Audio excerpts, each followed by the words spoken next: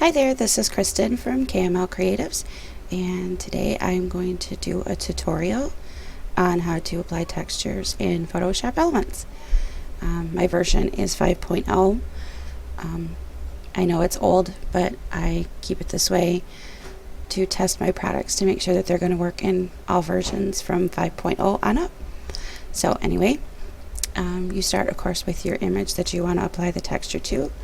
Today I'm using this image of my beautiful daughter Rain, and then you want to go and open your textures. You open your textures just as you would any other image because they are in JPEG mode. So you go to File, Open, go to the folder where your textures are. Today I am using Candor from the Pieces collection. It's just a favorite of mine. It's very versatile. So my texture is now open.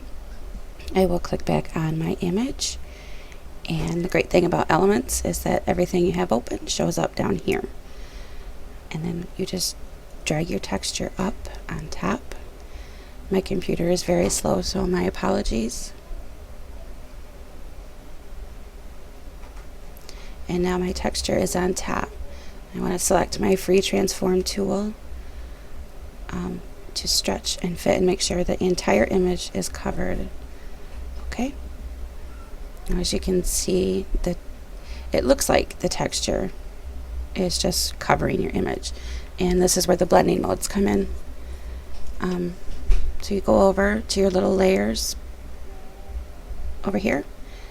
Make sure that the texture layer itself is selected and highlighted, and that's where you will change your blending mode.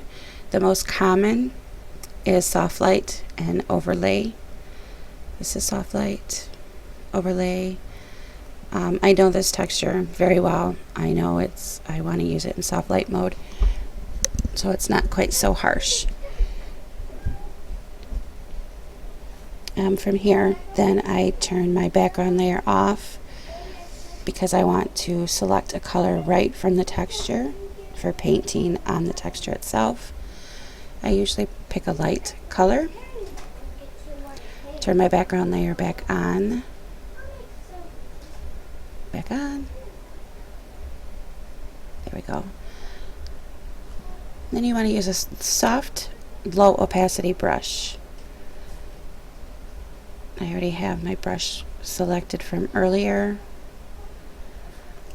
I usually like to start at 25%. You can change the size of your brush by using your bracket keys. Then what you want to do is paint directly on the texture itself. So make sure that your texture is highlighted, not your background. You don't want to paint on your image.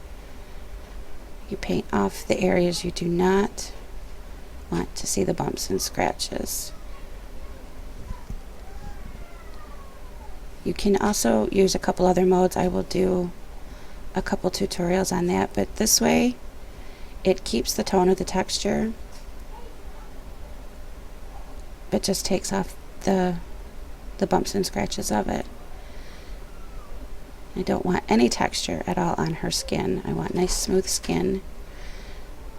And once I've got it off where I want there, I usually like to then change my opacity down to about 10 to 12% and then blend out, because I want a nice smooth transition from texture to no texture. I don't want to see any stops and starts.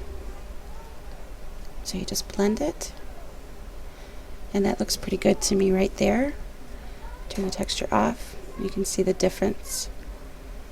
It adds a little dimension, a little depth, add a little warmth to her skin and the image overall. Brightened her up a little bit. And that's one way of doing it. Once you have your texture the way you want it on your image, you then flatten it and save it as you would any other image. That's it. It's pretty easy. Be sure to check back for any more tutorials.